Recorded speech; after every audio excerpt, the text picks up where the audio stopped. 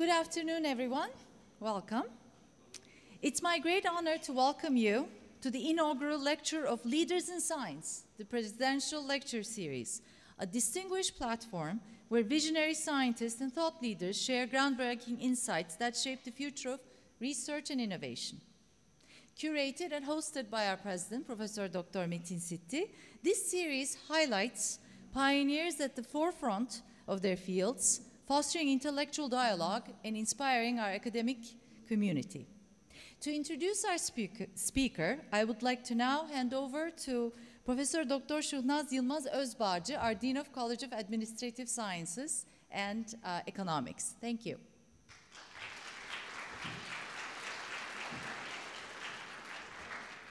Well, thank you. Good afternoon, everyone. I'm delighted to be here with you today and for the inaugural lecture of our prominent speaker series, the Presidential Lecture Series.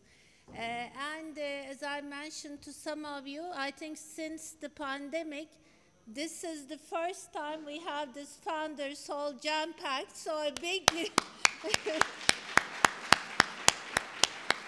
clap to faculty members, students, professors. Dear faculty members, students, professors, our distinguished speaker, Professor Ufuk Akçiğit, it's a great pleasure to welcome you as the inaugural speaker, the very first one, of an interdisciplinary speaker series, which we're extremely excited about. And who else to start this speaker series with? One of our brightest graduates from the economics department, who has eventually become an outstanding economist, world-renowned, and also a board of trustee member who never left us alone. Today we're thrilled to have him, one of our esteemed alumni and Board of Trustees member, as the inaugural speaker of our series, whose work explores the transformative power of technology, innovation, and universities in driving sustainable growth. Again, a very suitable topic at the heart of a lot of our discussions. I'm going to give you a very brief biography of his accomplishments. We only have 1 hour, so I'm going to limit myself to 1 minute, and I'll leave the floor to him very quickly because I'm sure you're waiting for his insightful talk. Ufuk Akçiğit is the Arnold Harberger Professor of Economics at the University of Chicago. He is an elected research associate at the National Bureau of Economic Research, Center for Economic Policy Research, and the Center for Economic Studies, and a distinguished research fellow at Koç University. He received his BA in economics at Koç University in 2003, which we're very proud of. And a PhD in economics at the Massachusetts Institute of Technology in 2009. As a macroeconomist, Akçiğit's research centers on economic growth, technological creativity, innovation, entrepreneurship, productivity, and firm dynamics. His research has been repeatedly published in top economics journals and cited by numerous policy reports and popular media. The contributions of Akçiğit's research has been recognized by the National Science Foundation with the Career Grant, which is a very prestigious grant, actually NSF's most prestigious award in support of early career faculty, Kaufman Foundation's Junior Faculty Grant, and Kiel Institute Excellence Award, among many other institutions. Again, I'm not going to cite it all. In 2019, Akçiğit was named the winner of the Max Planck Humboldt Research Award. And in 2021, Akçiğit was awarded the prestigious Guggenheim Fellowship and was named a Fellow of the Economic Society. In 2022, he received the Sakıp Sabancı International Research Award and Kiel Institute's Global Economy Prize.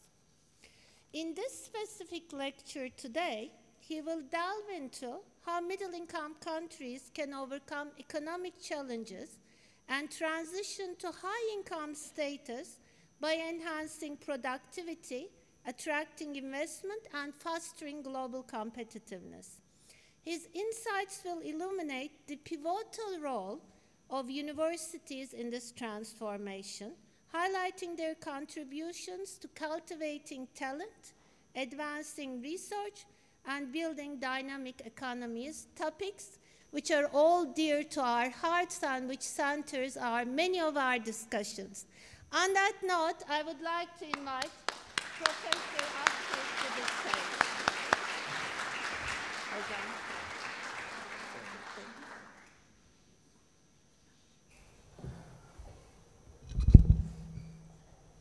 Thank you so much for this extremely generous introduction, Şuhnaz Hocam.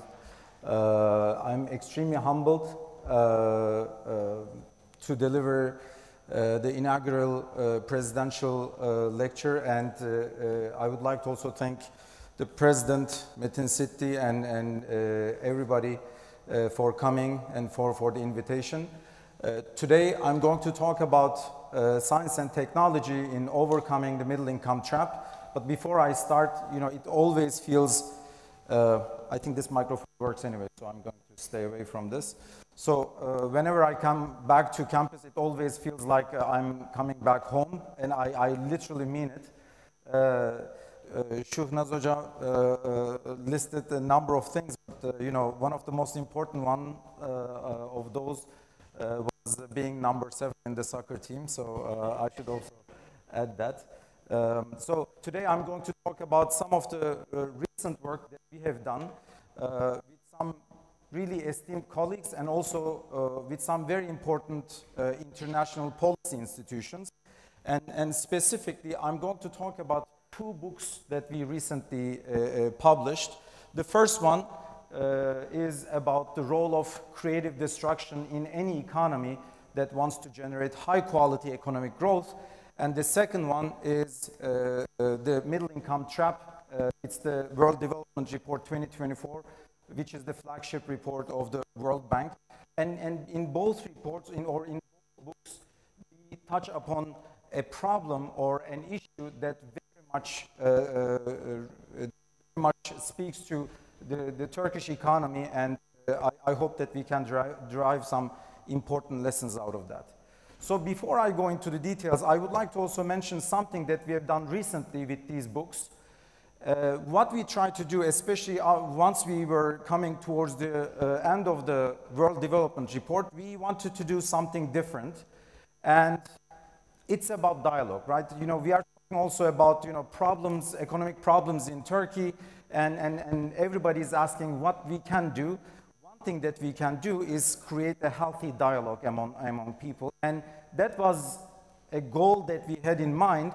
And with that in mind, what we wanted to do after finishing the World Development Report 2024, we wanted to create a synergy between policymakers, researchers, and academics and the World Bank, and the policymakers and researchers from the middle-income countries. With that in mind, we founded the Growth Academy, and this Growth Academy, first, it really brings fantastic group of people together, and so the way we structured the Growth Academy was the first week was a discussion or a summer school at the University of Chicago campus, and the second week it was at the headquarters of the World Bank, and the structures were fantastic. Indeed, what I realized after this Growth Academy experience, which hopefully we can also reflect to the Turkish case, everybody, literally everybody is interested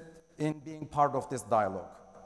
And whoever I asked whether they would like to come and teach, I didn't receive one single rejection, and this included 3 Nobel Prize winners and people from Harvard and Yale and College de France. So it was a very lively 2 weeks that we had.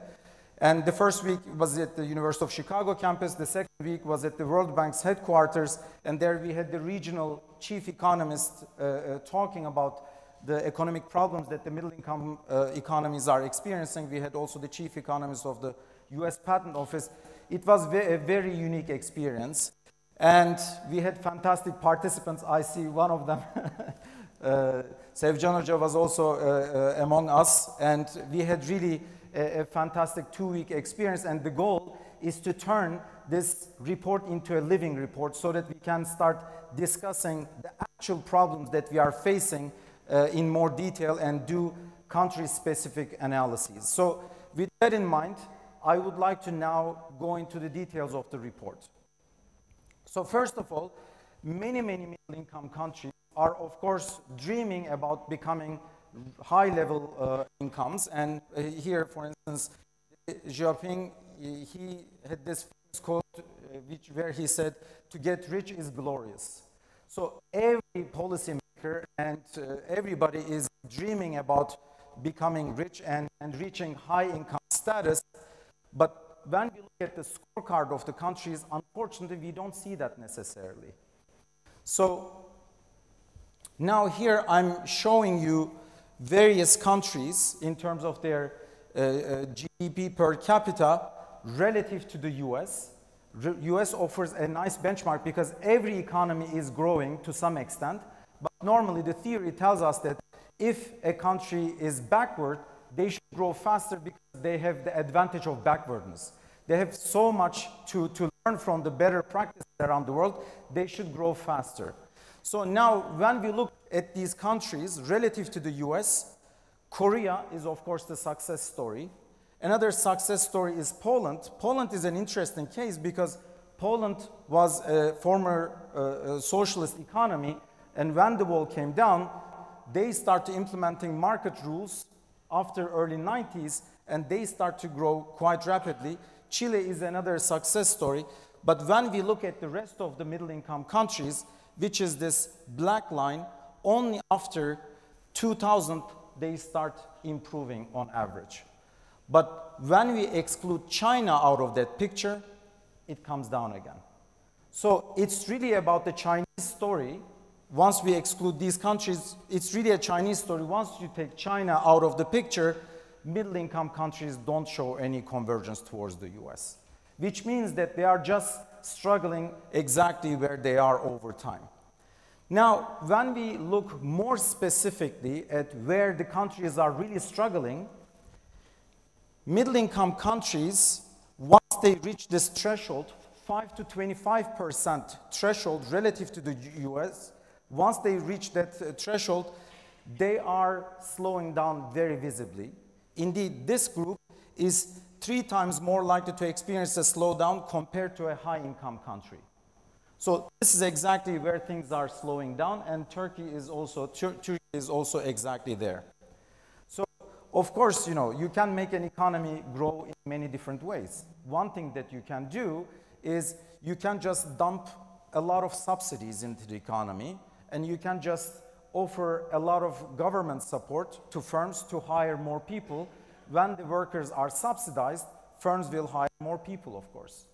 Alternatively, you can also punish firms for not hiring workers, and that happened in history. For instance, in Germany, in early 90s, in East Germany especially, they were so worried about privatization and firms shrinking and firing people, the government said that the government set specific firm-sized targets to countries and said, if you don't meet these targets, you have to pay a fine. Either you can subsidize firms or you can punish for not growing. As a result, you can force firms to grow, but this is just an induced growth. This is hormonal growth in some sense, right? So what we want to generate is an organic growth. And organic growth can only happen through productivity, through science, and through innovation. So let's look at the numbers a little bit closer. Here, I'm showing you the average income per capita in middle-income countries relative to the US. It's about 20%. When you look at the capital through which we are producing goods, of course, when you look at the capital per worker relative to the US, it's at the 70% level. So in terms of the income, in terms of the production, we are 20%. In terms of our capital stock, we are 70%. So our capital stock is a lot higher, but since we are not using those capital stock productively, our actual production is way below 70%. So that's exactly where the problem lies. Okay? This is the buzzword. The productivity is really the buzzword here that we really need to understand if we need to understand the problem of the Turkish economy, which is also, you know, generalized to other middle-income countries too. I told you that when countries come to this 5 to 25% level relative to the US, they slow down. But even among those countries, there's quite a bit of heterogeneity. So if we, for instance, split these countries in terms of their how free they are economically, or in terms of the civil liberties or political rights, we also see significant differences. So among the middle-income countries, when we split the countries in terms of more free or less free, the left figure is looking at civil liberties and political rights. The right one is looking at the economic freedom. And when we look at the likelihood of slowing down, this is the cumulative probability of slowing down. The cumulative probability of slowing down is increasing a lot more steeply for not free societies, both economically and in terms of civil liberties and political rights. So this is just hard evidence. This is not just a philosophical discussion. The data is extremely visibly telling us that if you restrict the liberties in a society, it's much more likely to perform poorly in terms of the economic performance. So what should happen in a healthy economy? When we look at the data, in a healthy economy, we see that these three forces are happening in balance, okay? Every time, every year, every period, there are some new ideas that are being created. We create new things, and not all those ideas are good ideas. Some are bad, but it's exactly part of experimentation. We should, in free societies, we should generate as many ideas as possible, ideally from everybody. Then good ideas should survive, and they should be preserved, but the bad ones should be eliminated through destruction. And this balance between creation, destruction, and preservation is the future of a healthy economy. But typically what we see in middle-income countries is that the preservation forces are a lot stronger. Okay? The incumbents are somehow so connected to the system that they don't leave it, they don't leave the scenery, even though they are not productive. They manage to survive through some other means. Today, you know, we had some fantastic conversations. People are working on really interesting research topics, and that gave me a lot of new ideas too. So normally, this preservation margin should be a lot smaller, but in middle-income countries, preservation, the incumbents, entrenchment is so strong that the destruction component is very little. So as a result, typical middle-income country is not able to eliminate the bad apples. In a healthy economy, as I said, the more productive firms or more productive individuals should rise up in the society and receive the resources. Less productive ones should be eliminated, and that resource reallocation is the characteristic of healthy economy. If you look at the US economy, for instance, 50 to 75% of the overall productivity growth is coming from successful factor reallocation. It's not only through innovation. Coming up with an idea is only the first stage. You know, a firm introducing a new technology, new idea, or new business practice is just the beginning of the story. Then do we let those firms, those individuals who are creative to expand and absorb the resources? And that's exactly where these middle-income countries are failing. So here's an extremely interesting graph. Let me, before I show you the details, what we did is we looked at the Italian economy, and we did a very interesting, we asked a very interesting question. When we look at a firm who gains a market power. So a firm is growing in terms of its size and obtaining more and more market share. What happens to its innovativeness? So this is going to be patent per worker. And then if they are really getting connected to the political system, we also asked another question. We asked, if a firm is growing in size, what happens to its political connectedness? And political connection is very direct. We literally looked at the number of politicians that they hire and put on their payroll. Okay? Political connection is a very direct measure. They are allowed to hire local politicians to their firms and put them on their payroll, and that's allowed. So as a result, we can simply ask the following question. What happens to their patent per capita, and what happens to their number of politicians per worker in the company? And here is the answer. These are the market leaders, the largest firms, and these are the smallest firms. In any given market, we look at the largest 20 firms. As the firm is growing in terms of its market share, innovativeness, number of patents per capita is decreasing rapidly within the firm. Number of politicians relative to its size is just increasing. Again, as firms are growing, their innovativeness is going down, but their connectedness to the political system is increasing substantially. So this already tells us that not every firm is the same in economy. So if we are taxing the household, or we are all paying taxes, everybody's paying taxes, each government takes these taxpayers' money and dumps it into the economy as subsidies. But this graph just itself coming from Italy, this graph is telling us that different firms have different incentives in the economy. If you take $1 or 1 Turkish lira and give it to a market leader versus a market follower, their incentive is completely different in terms of where they're going to use the money. So that's why we have to be first mindful in terms of some firms trying to become entrenched. And that's why the destruction force is so little and the preservation force is so large. Another important characteristic of advanced economies is that their economy is getting more and more sophisticated as they grow. On the horizontal axis, we are showing you the average income per capita.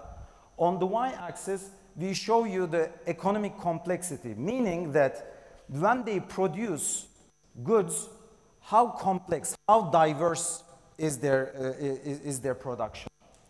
And here, indeed, Muhammed Hoca, part of our econ department here, he also contributed to these studies.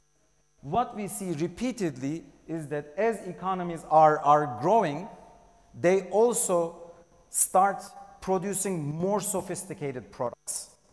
So this is something that we have to keep in mind, and that's why, whenever we look at export numbers, for instance, export is just a number. We have to also look at the composition. Are we just, producing socks or pants, or are we also producing electronics or other sophisticated products? Another important feature of countries that are growing in a healthy fashion is that the share of high-skilled workers in the labor force is increasing substantially. Okay, so again, on the horizontal axis, I show the GDP per capita here. On the vertical axis, we show you the share of highly skilled workers in the economy. And an economy that grows in a healthy fashion, it starts producing more complicated goods, but its workforce is also getting more complicated. Because people are obtaining more and more skills. And as a result, the share of high skilled is increasing substantially. So now I would like to give you a framework before we proceed how economies should grow at different stages. So in the World Development Report, we proposed the following framework at in the background. So these are the lowest income countries. These are the highest income countries. On the x-axis, we have the income level of the economies.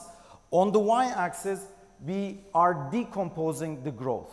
So how should they grow as they are starting from low income towards high income? So when an economy is really, really poor, in that case, they don't have the roads, they don't have the schools, they don't have the hospitals. They need basic infrastructure. They need to somehow find resources, and they need to build roads. They need to build these buildings and hospitals. So as a result, infrastructure building is the primary thing to grow. And for infrastructure, you need resources, and typically, powerful governments or more authoritative governments have a comparative advantage in putting resources together. So that's why when we look at the data, sometimes we see that authoritarian regimes can grow relatively fast in this first stage if they really want to use their resources in the right way, okay?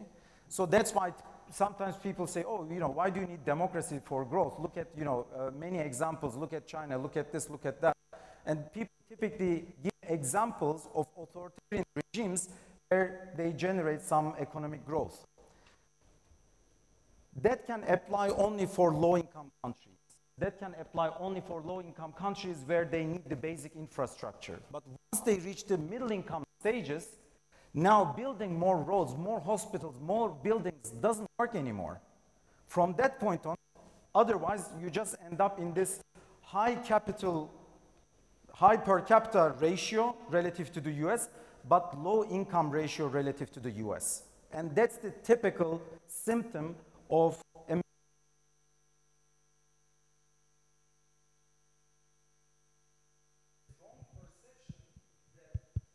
they manage to grow fast in this phase. Once they reach the middle income stage, they can still apply the same policies and they can grow. No.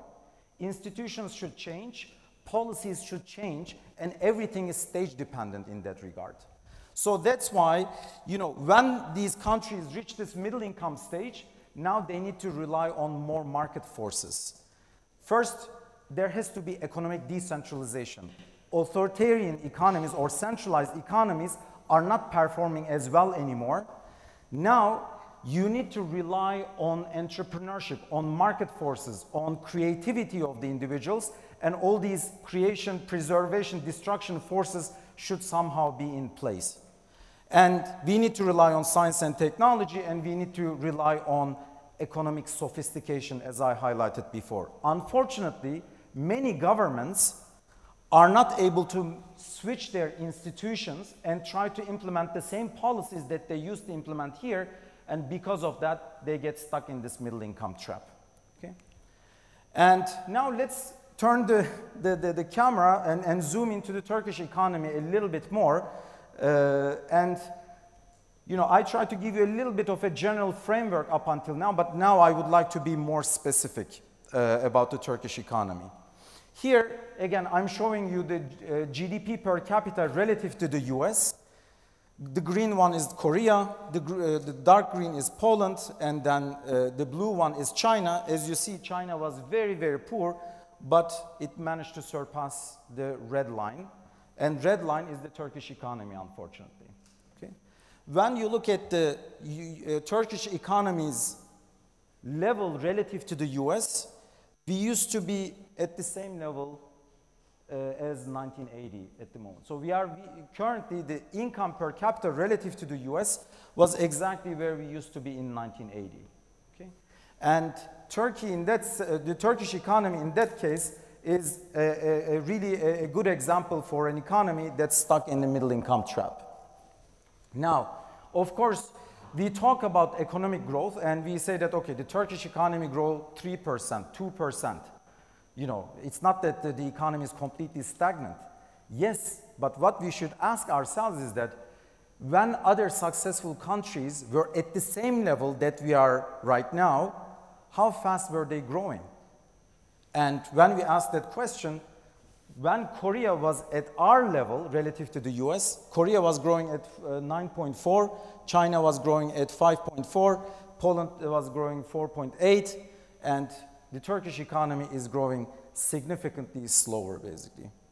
And I gave you 3 examples, but there are many, many other examples when you look at different economies that used to be poorer than us, but now they surpassed the Turkish GDP per capita. There are many, many countries that passed the Turkish economy. So that's why, you know, it's clear that the Turkish economy is not performing as well it's supposed to be performing. So this is a very interesting graph that I would like to, you know, walk you through.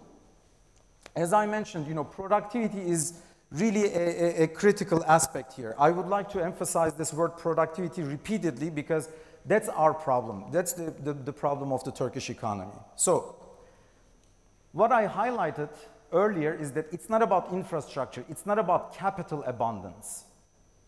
There are already abundant capital, but the productivity levels are not growing in the Turkish economy. And here's an example or more direct evidence.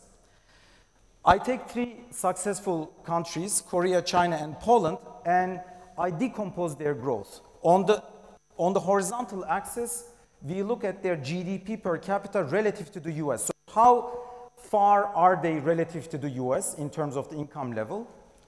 And on the vertical axis, we look at the productivity growth of those countries in every decade. So this is 10-year intervals.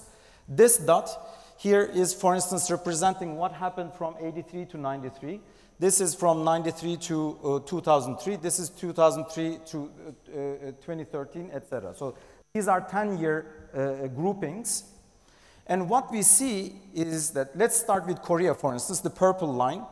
The Korean economy first managed to experience some significant productivity growth because the vertical axis is the productivity growth. When they experience the productivity growth, they start to also grow in terms of the income levels. And then, as you see, the purple line starts drifting towards right, and because this country is start to become richer and richer. When you look at the Chinese case, the blue line, again, first we observe a productivity growth, then they start moving to the right, but over the past 10 years, in the last decade, again, the Chinese government start to implement very protective policies, and since then, productivity growth came down to 0, and they are also experiencing a significant slowdown in economic growth. Let's look at the Polish economy. The Polish economy managed to grow in terms of productivity, and then income starts to grow. Where is Turkey? This is Turkey.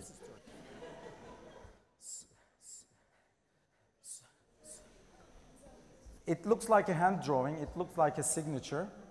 And you know, this is really the signature of the economy now, unfortunately. So since through these, you know, everybody talks about structural reforms, but that's why you need structural reforms. So unless we really focus on this lack of productivity growth, unless we generate a productivity growth first, we won't be able to improve the income levels anymore. Otherwise, we will just be turning around. Is Turkey the only country? No. We have also some peers, close peers. For instance, when we look at the Colombian economy, indeed, when you look at the Colombian economy's indicator, it's very similar to Turkish economy in many respects. This is the Colombian economy. So it's always the same problem. It's just, you know, staying at the same place, mainly because the productivity growth doesn't turn into a sustainable growth. Now, has this always been the case? No. Indeed, you know, when we go back historically, of course, you know, we can go back to when the Republic was founded in 1923. That's, you know, when the economy started. Let's compare it to another successful economy. Korea is the poster child, of course. Korean economy was initiated in 1960. So what I'm going to do is I'm going to compare 1960 Korea to 1923 Turkish economy. Okay?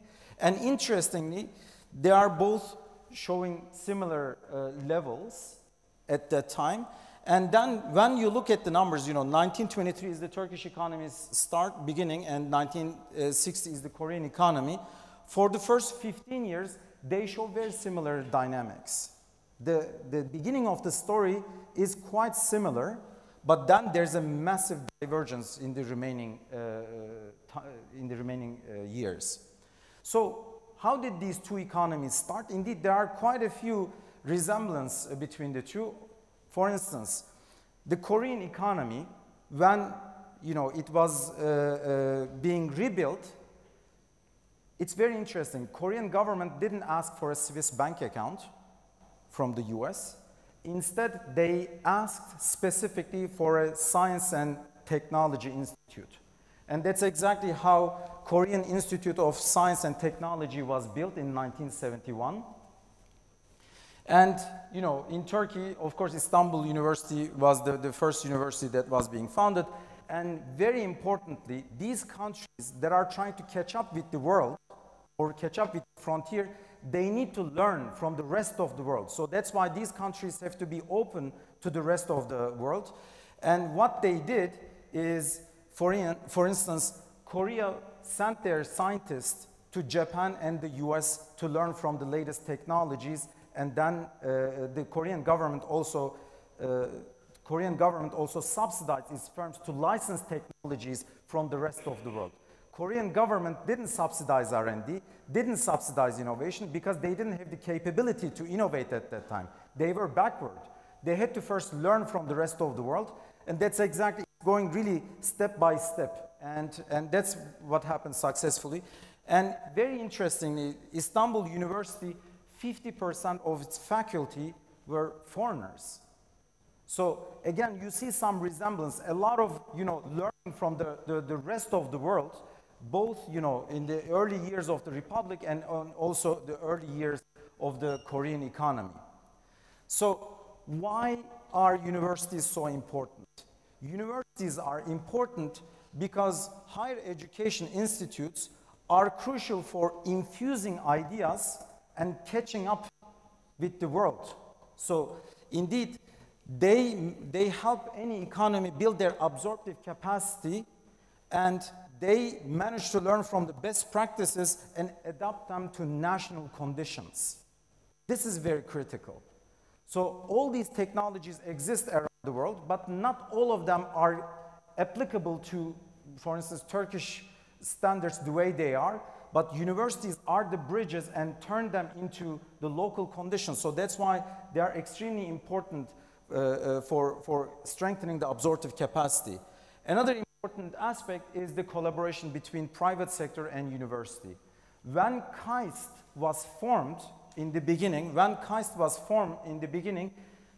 they followed these rules very strictly. This Korean Institute for Science and Technology, when it was formed, they followed some rules extremely strictly.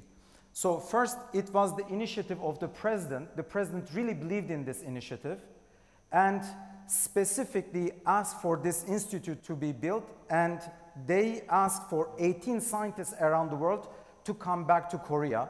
And the president, President Park paid them a salary that was higher than his own salary, just to signal how much he valued scientists and academics.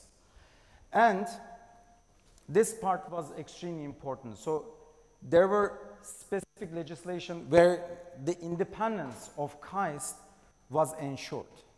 And it was also independent. So when they built when they built KAIST, it was just an academic institute, and it was strictly independent of Ministry of Education too.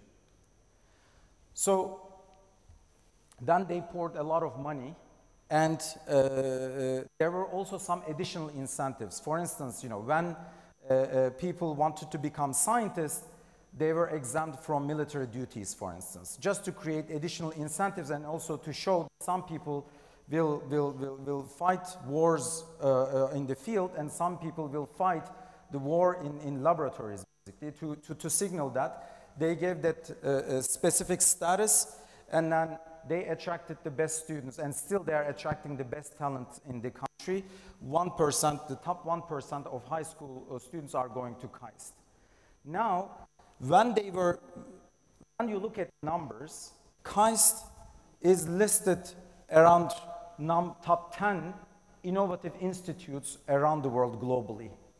Now fast forward all these years, and of course, economically, the Korean economy did extremely well. It was a very poor country, but now it's one of the global leaders in innovation. Now, let's now turn to the Turkish universities. Okay, let's now turn to the Turkish universities. So these are, you know, we have written several reports over the past years, and this graph is showing the average world rankings of the top 10 universities in Turkey by field, and the way, of course, you can define a university's productivity in many different ways.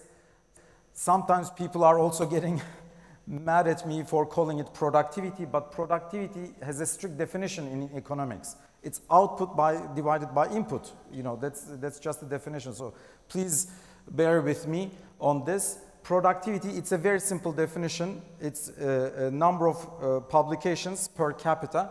And here you can define a university's productivity in many different ways, but we are looking at the average productivity of the top 20 scientists in any university, okay? Unfortunately, what we are seeing is that, you know, in every field, the average ranking of the Turkish universities are drifting back. By the way, one more thing that I would like to mention about the Korean case. I met with the Dean of KAIST several months ago, and she said something which was extremely interesting. She said 60 to 70% of their budget is coming from private sector. So they are that integrated with the private sector, and this means that technologies are flowing to private sector, but private sector is also providing a healthy financial return to academia, and that hand-in-hand interaction is, I think, extremely critical. So the only area that tried to resist was medicine, and unfortunately, after 2016, there's also a significant decline there too. Now, let's look at the university rankings in Turkey. Let's look at the university rankings in Turkey, and then look at the global rankings of those universities. So on the horizontal axis, I'm showing you the ranking in Turkey of these universities, and on the vertical axis, it's the world ranking, okay? And what we see here is that indeed there's quite a bit of heterogeneity across universities.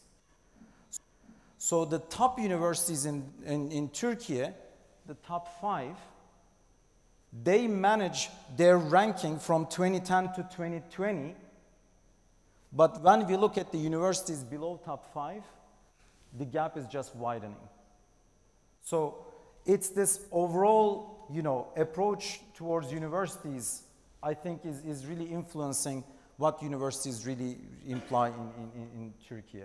So the top 5 somehow maintains its ranking between 2010 and 2020, but the main drop is happening outside the top 5.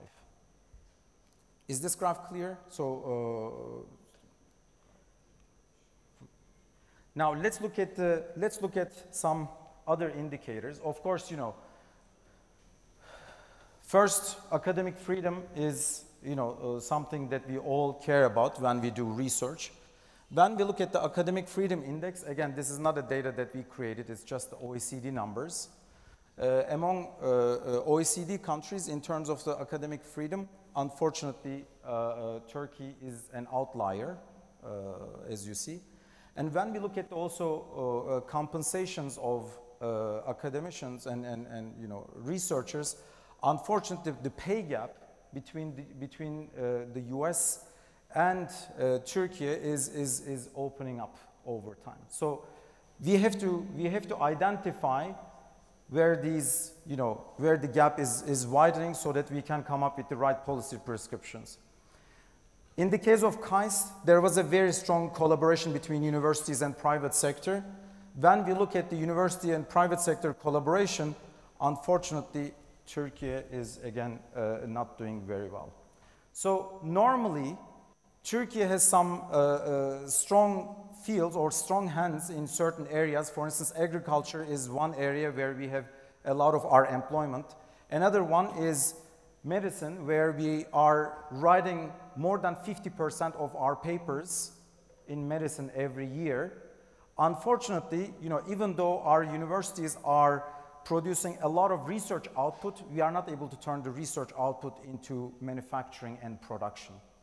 So when we look at, for instance, medical device export relative to GDP, or when we look at the pharma products relative to GDP, normally if we could have created some synergy, we should be among world leaders in these areas.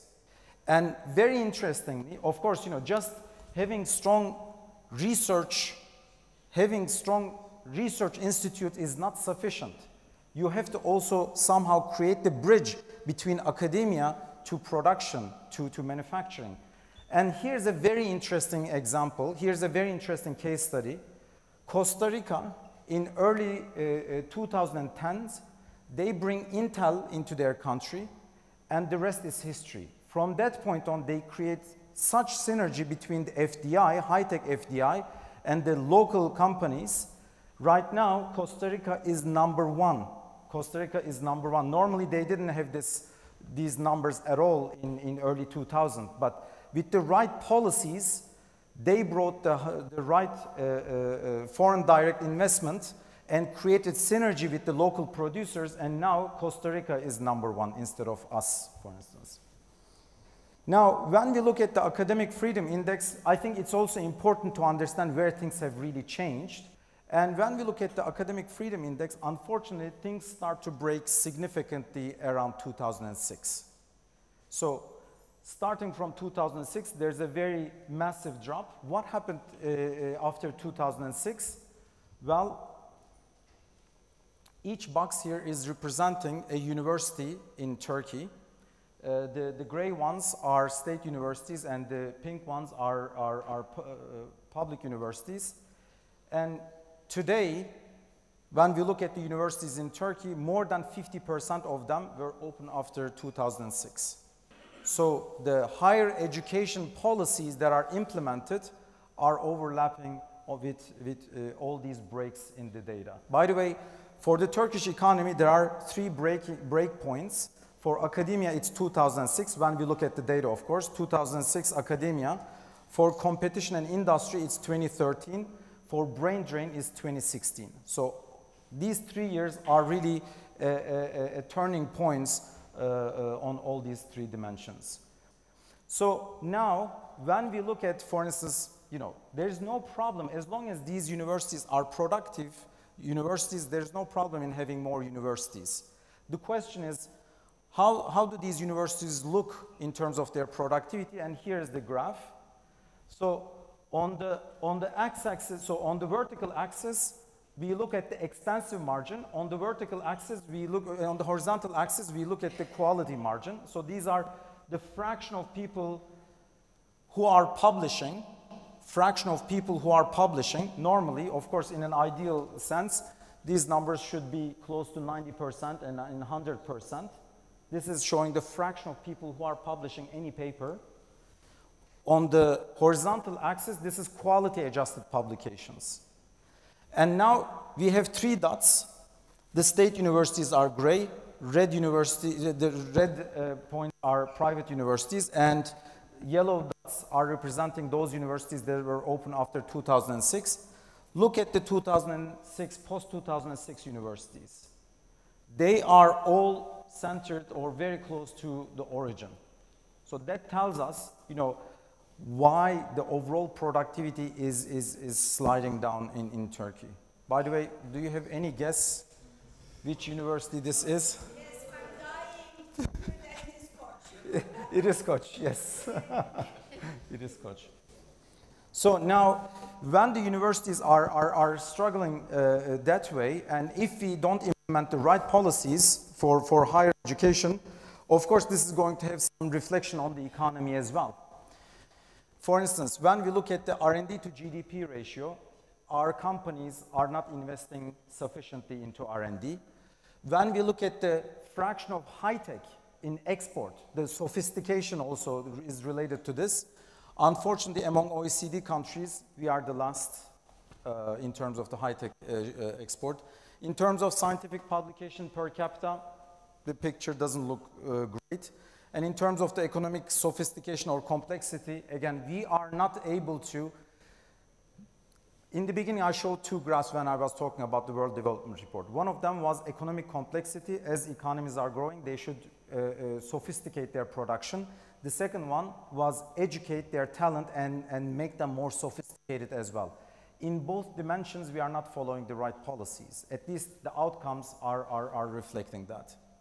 So now, when we look at, for instance, graduates from STEM fields, you know, the fraction of graduates that are coming from STEM fields, we don't graduate people, or we don't train people in STEM fields in general. But for innovation and technology, STEM fields are very, very essential. When you look at, for instance, who are producing patents, they are primarily coming from STEM fields, but we are not doing a great job in that. Now, let's look at also brain drain numbers. When we look at the numbers in terms of in what areas we are losing people, unfortunately, we are losing people in STEM fields. We don't educate, we don't train enough people in STEM fields. Whoever is being trained, they are also leaving the country.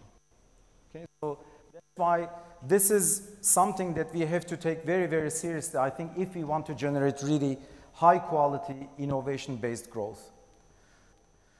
So this is, unfortunately, you know, one of the most disturbing graphs. So here we are looking at, again, it's the OECD numbers. We look at the percentage of 15-year-old students who skipped meals at least once a week over the past month due to economic financial hardship. And unfortunately, again, Turkey is #1 there. So now the world is changing. Indeed, you know, we are going through 3 major revolutions right now. IT revolution is one.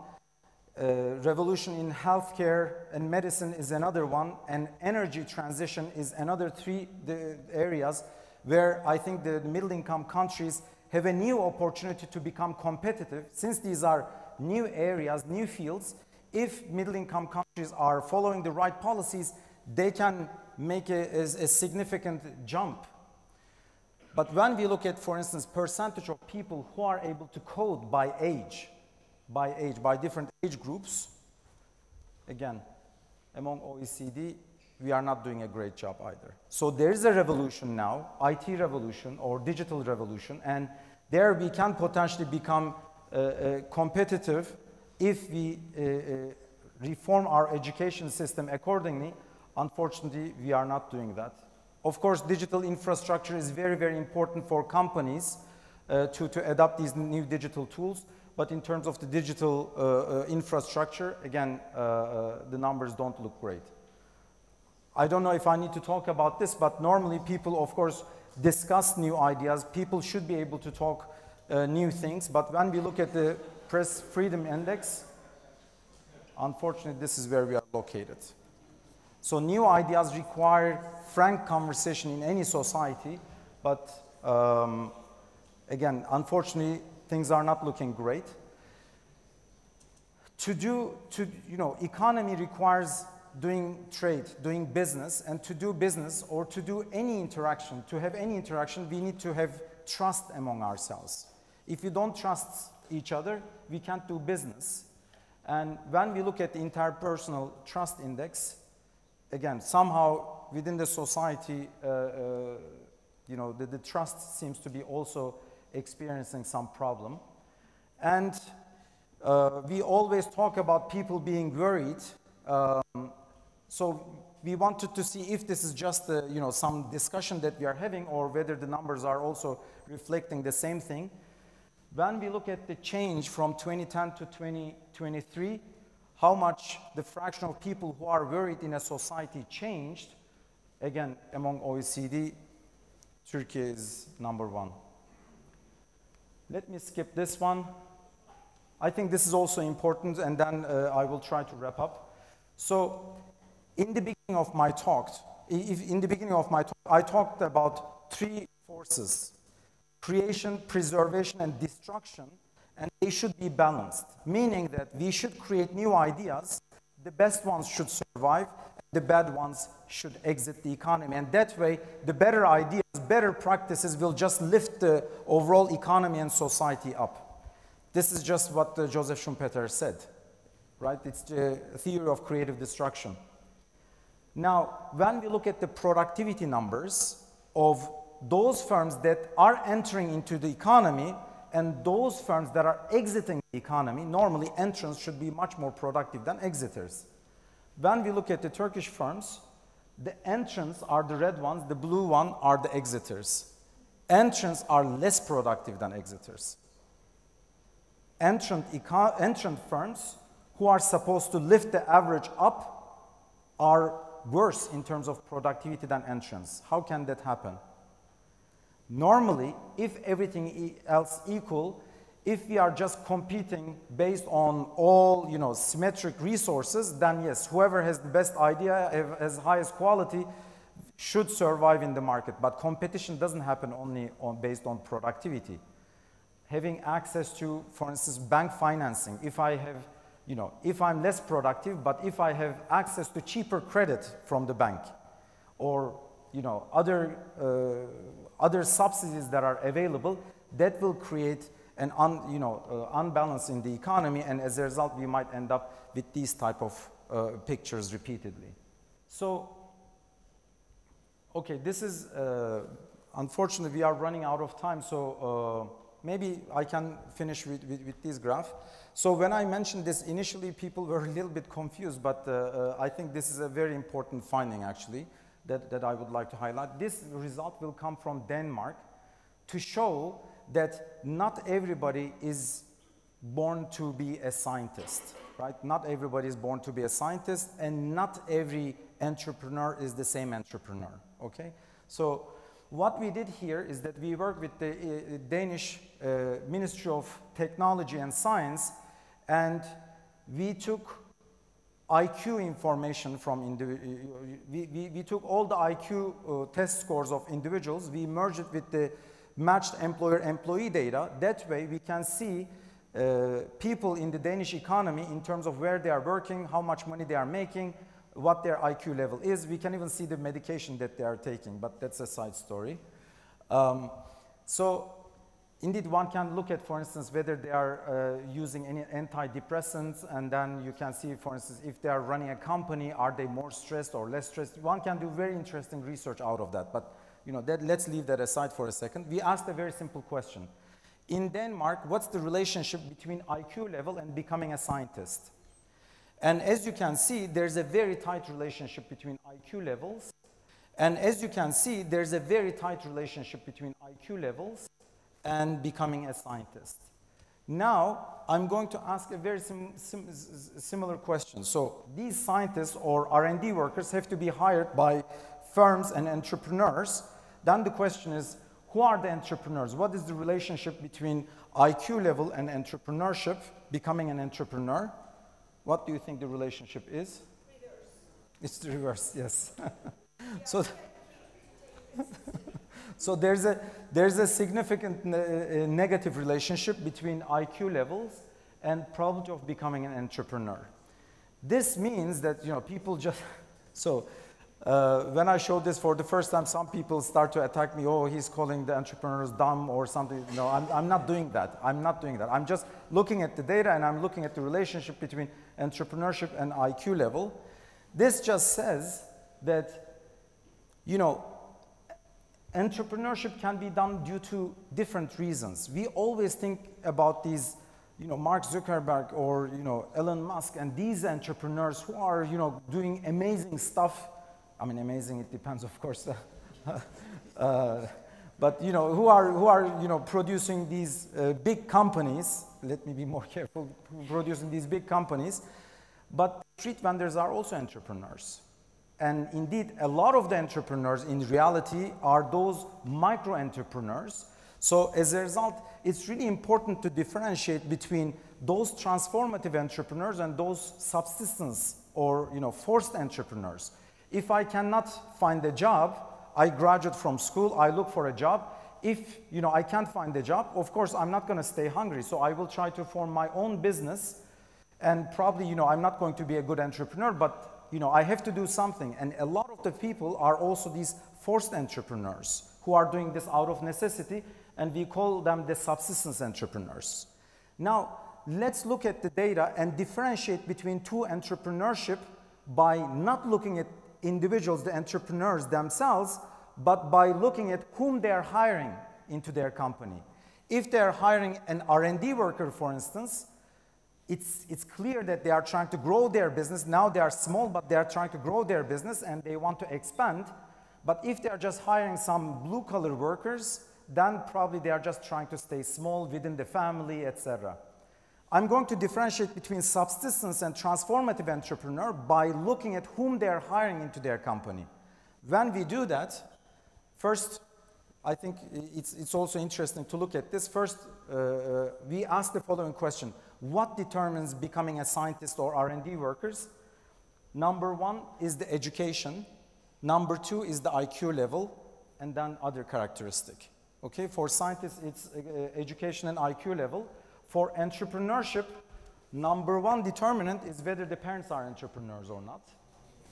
Number two, whether the parents are R&D workers, and ability comes much later. Okay, so these are the, we are talking about really a very different group of people. Now I'm going to differentiate between subsistence and transformative entrepreneurs. Subsistence entrepreneurs are 90% of the entrepreneurs, and this is the relationship between IQ and probability of becoming a subsistence entrepreneur. On the other hand, transformative entrepreneurs who are hiring these high-skilled people into their company shows this very positive relationship between IQ and the likelihood of becoming a transformative entrepreneur. The main message coming out of this is that not every entrepreneur is the same. As a result, when we go and subsidize and provide these subsidies or cheap credit, etc., we are subsidizing both subsistence and transformative entrepreneurs. So if we want to grow an economy through productivity and innovation and technology, we need to somehow identify and nurture these transformative entrepreneurs and provide them the necessary support who are willing to do something different. But if we just offer these microcredit programs to small firms, then effectively we are subsidizing people who have no ambition to grow, and maybe they are there out of necessity. Look, I want to also be clear. I'm not against, supporting low-income people. Please don't get me wrong.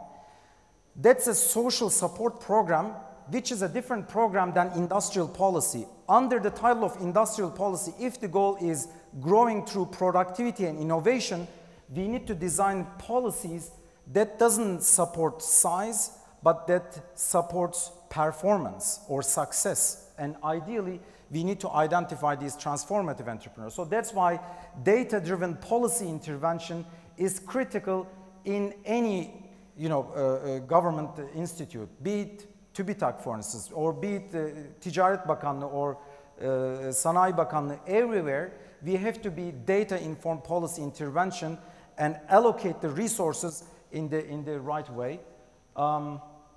So the final thing is that there has to be overall participation for innovation and productivity. Without discriminating people based on their gender, based on religion, or based on their socioeconomic background, we need to give equal opportunity to everybody, because remember the three phases of economic growth. For very low income countries, infrastructure and just building roads and hospitals and schools could be a good growth strategy. But for middle phase, where Turkey is, we need entrepreneurship, we need participation, and ideas are very rare. Good quality ideas are very rare. Look at, Nobel Prize winners, those people who are really doing transformative things in life is really a handful. And we need to somehow give equal opportunity and somehow identify those people who can really express their creativity and support them.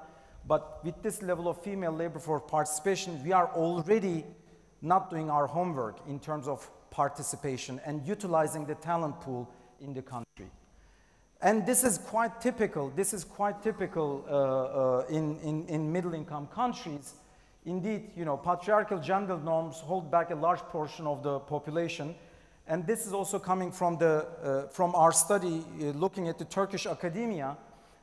When we look at the female share among undergrads, and then as we look at the higher ranks, But then as we look at, for instance, PhD students, research professionals, assistant professor, associate, and professor, there's a very, very visible decline.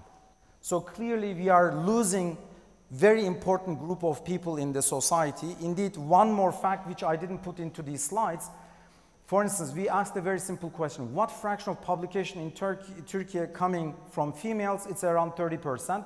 What fraction of conference proceedings are coming from females? Normally, it should be 30% if everybody is participating the same way. It's 10%. It's already, you know, when you look at these details, you can identify major loopholes, major frictions that we are facing. There are many, further analysis, but I don't have time, unfortunately, and thank you so much for bearing with me up until now. So in conclusion, science and innovation are not merely enhancers of economic growth, but they are fundamental drivers. We need science and innovation. Korea is the perfect example for that. Embracing science, innovation, and education is not a luxury, unfortunately. It's a necessity for any economy, especially like ours. And of course, it's our collective responsibility. So everybody in the society, it's not only somebody else's responsibility, but it's, you know, all of our responsibility to somehow promote the culture of innovation. And finally, hopefully, you know, we can all commit to push the science forward and lift the economy, science, and society all up in Turkey. So thank you so much for listening. Thank you.